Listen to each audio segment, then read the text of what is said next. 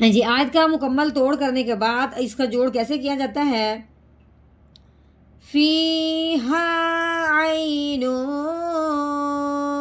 جاریہ، فیہا عین جاریہ.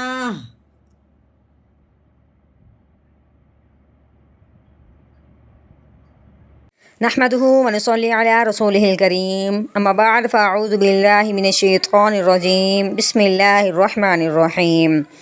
السلام علیکم ورحمۃ اللہ وبرکاتہ. امید ہے آپ سب خیریت سے ہوں گے. انشاءاللہ جہاں ہوں گے ایمان اور صحت کی نعمت سے مالا مال ہوں گے. ہاں جی، تو آغاز کرتے ہیں ہم اپنے آج کے سبق کا دعاؤں کے ساتھ. تو چلیے شروع کرتے ہیں.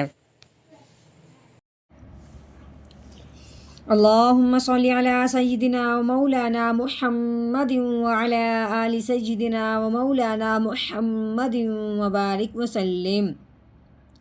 رب اشرح لی صدری ویسر لی امری واحلل عقدۃ من لسانی یفقہوا قولی. رب زدنا علما، رب زدنا علما، رب زدنا علما. اعوذ باللہ من الشیطان الرجیم بسم اللہ الرحمن الرحیم. ہاں جی، یہ فا ہے اور اس کے نیچے جو لگی ہوئی ہے اس کو زیر کہتے ہیں، اور یہ یا کے دو نقطے ہیں، اس کے اوپر جو لگی ہوئی ہے اس کو جزم کہتے ہیں. یہ جزم جس حرف کے اوپر بھی آتی ہے اس حرف کو ساکن کہتے ہیں. اب یہ جزم یا کے اوپر آئی ہے تو اس کا نام ہو گیا یا ساکن. ٹھیک ہے، یا ساکن میں کرتے کیا ہیں؟ پہلی بات تو یہ ہے کہ جو حرف ساکن ہوتا ہے، جیسے کہ اب یہ جزم یا کے اوپر آئی تو اب یہ یا ساکن ہے، ساکن حرف جو ہوتا ہے وہ پچھلے والے کو اپنے ساتھ ملا لیتا ہے. دوسری بات، اگر تو یہ یا ساکن ہے، جیسے کہ یہ یا ساکن ہے نا، اگر تو یا ساکن ہو اور اس سے پہلے زیر ہو، یا ساکن ہو اس سے پہلے زیر ہو تو اسے ایک الف کے برابر لمبا کرتے ہیں. اب ہم نے فا کو یا ساکن کے ساتھ ملانا ہے اور اس کو ایک الف کے برابر لمبا بھی کرنا ہے. تو کیسے پڑھیں گے؟ فا یا زیر فی، کیسے پڑھیں گے؟ فی. آگے یہ ہا، اس کو 2 آنکھوں والی ہا بھی کہتے ہیں، موٹی ہا بھی کہتے ہیں کہ حلق کی گہرائی سے وہاں نکالنے والی یہ ہا ہے. ٹھیک ہے، اس کے اوپر جو لگی ہوئی ہے یہ زبر ہے، آگے یہ ہے الف. اب آپ نے بات یہاں ذہن میں رکھنی ہے کہ الف سے پہلے جب بھی زبر آ جائے، الف سے پہلے جب بھی زبر آ جائے تو اسے ایک الف کے برابر لمبا کرتے ہیں. اب ہم نے ہا کو لمبا کرنا ہے الف سے پہلے زبر آنے کی وجہ سے، تو کتنا سا لمبا کریں گے؟ کیسے لمبا کریں گے؟ ہا الف زبر ہا، فی ہا. ٹھیک ہے، اس کو بھی ایک الف کے برابر لمبا کیا ہے، اس کو بھی ایک الف کے برابر لمبا کیا ہے. فی ہا. اگر یہ عین ہے اس کے اوپر جو لگی ہوئی ہے اس کو زبر کہتے ہیں. ٹھیک ہے، آگے یہ یا ہے اس کے اوپر لگی ہوئی ہے جزم، جیسے کہ ابھی ہم نے پیچھے پڑھی ہے. یہ جزم جس حرف کے اوپر بھی آئے اس کو ساکن کہتے ہیں. اب یہ جزم یا کے اوپر آئی ہے تو اس کا نام ہو گیا یا ساکن. تو ابھی ہم نے پڑھا تھا کہ یا ساکن سے پہلے زیر آئے تو اسے ایک الف کے برابر لمبا کرتے ہیں. ٹھیک ہے، اب آئیے یا ساکن سے پہلے زبر. ہم نے کیا کہا تھا کہ جو ساکن حرف ہوتا ہے وہ پچھلے والے کو اپنے ساتھ ملاتا ہے. اب ہم نے عین کو اس یا ساکن کے ساتھ ملانا ہے. ٹھیک ہے، اس جزم کی وجہ سے.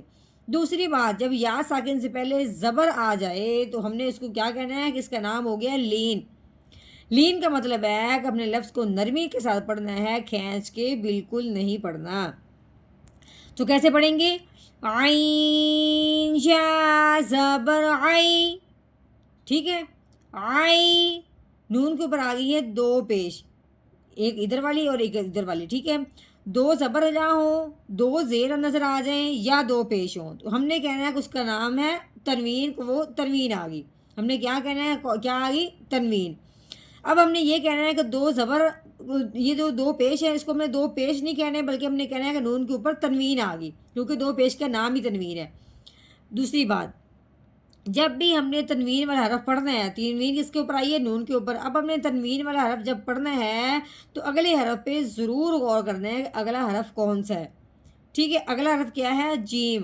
کیونکہ تنوین کے بعد اگلے حرف کا خیال جو کیا جاتا ہے وہ حروف ہلکی کا دھیان کیا جاتا ہے کہ اگلا حرف حروف ہلکی میں سے آیا یا نہیں، یا لام اور رو میں سے آیا یا نہیں. ٹھیک ہے، اب ہم نے دیکھا ہے تنوین کے بعد نہ تو حروف ہلکی میں سے کوئی حرف آیا ہے، نہ لام اور رو میں سے کوئی حرف آیا ہے. تو اب ہم نے کیا کرنا ہے کہ تنوین میں ہم نے غنہ کرنا ہے، وہ بھی اخفا کا. تو کیسے پڑھیں گے؟ نون دو پیش نو، عینو. ٹھیک ہے، اب ہم نے نون، یہ اظہار کا غنہ ہے، عینو یہ اخفا کا غنہ ہے. تنوین کے بعد آگے حروف ہلکی میں سے کوئی حرف نہ آئے تو پھر ہم نے اخفا کا غنہ کرنا ہوتا ہے. ٹھیک ہے، آگے دیکھیں، یہ جیم ہے، جیم کے اوپر لگی ہوئی ہے زبر. آگے یہ آگے الف. تو ہم نے کیا پڑھا ہے کہ الف سے پہلے جب بھی زبر آ جائے تو ہم نے اس حرف کو ایک الف کے برابر لمبا کرنا ہے.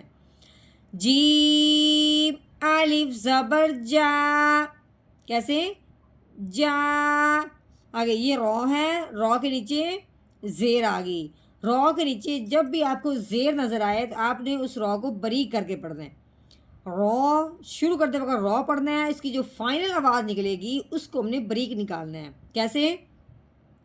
رو زیر ری، جاری. ہاں جی، یہ یا ہے، یا کے اوپر لگی ہوئی ہے زبر. یا زبر یا، جاریہ. یہ دیکھیں تا کے اوپر لگی ہوئی ہے دو پیش. تا کے اوپر کیا لگی ہوئی ہے؟ دو پیش. اب یہ آ گئی تنوین. ہم نے کیا کہا تھا کہ دو پیش ہوں تو ہم نے کہنا ہے کہ تنوین آ گئی. ہم نے یہ نہیں کہنا کہ دو پیش آ گئی. اب ہم نے کہنا ہے کہ تا کے اوپر کیا آ گئی؟ تنوین آ گئی. تنوین کے بعد اگر آگے دیکھا ہے، ویسے تو ہم یہاں پہ وقف کریں گے، اگر ہم وقف نہیں کرتے تو پھر آگے جانا ہوتا ہے. تو آگے کیا ہے؟ فا حروف ہلکی میں سے نہیں ہے، نہ تو لام اور رو میں سے ہے، اس لیے ہم نے کیا کرنا ہے؟ تنوین پہ غنہ کرنا ہے، وہ بھی اخفا کا. تو کیسے پڑھیں گے؟ تا دو پیش تو، جاریہ تو. ہاں جی، یہ تھی گول تا. وقف کی صورت میں گول تا کی کیا خاصیت بنتی ہے کہ ہم نے تا کو ہٹا دینا ہے، پیچھے ہم نے ہا کی آواز نکالنی ہے، وہ بھی ساکن کرتے ہوئے.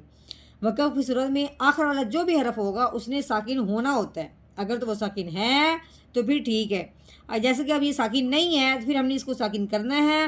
لیکن یہاں پہ گول تا ہے. گول تا کی تعریف یہ ہے کہ وقف کی صورت میں تا کو ہٹا دیتے ہیں، صرف ہا کی آواز نکالتے ہیں ساکن کرتے ہوئے. آگے وقف جاریہ، جاریہ. ہاں جی، اس آج کا ہم نے کر لیا توڑ. اب ہم نے کرنا ہے اس کا مکمل جوڑ. تو کیسے پڑھیں گے؟ اعوذ باللہ من الشیطان الرجیم. سورۃ الغاشیہ مکیہ. بسم اللہ الرحمن الرحیم. فیہا عین جاریہ، فیہا عین جاریہ.